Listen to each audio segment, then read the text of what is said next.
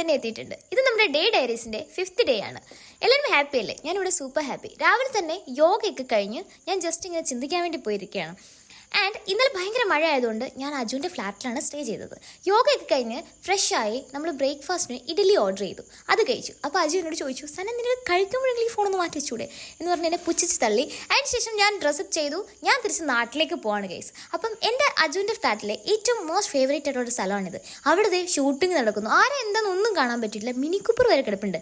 അങ്ങനെ അജു ഫ്രഷായി, അജു റെഡിയായി, സെറ്റായി. ഞങ്ങൾ താഴെ നമുക്ക് വേണ്ടി വെയിറ്റ് ചെയ്യാണ്. ഊബർ തന്നെ. ഊബർ കുറേ നേരമായി വെയിറ്റ് ചെയ്യുന്നു. അതിൻ്റെ ഇടയ്ക്കൂടെ എനിക്ക് റീൽ എടുക്കണമായിരുന്നു. ഇതെൻ്റെ ചാനലിലല്ല, എൻ്റെ ഇൻസ്റ്റയിൽ ഞാൻ അപ്ലോഡ് ചെയ്തിട്ടുണ്ട്.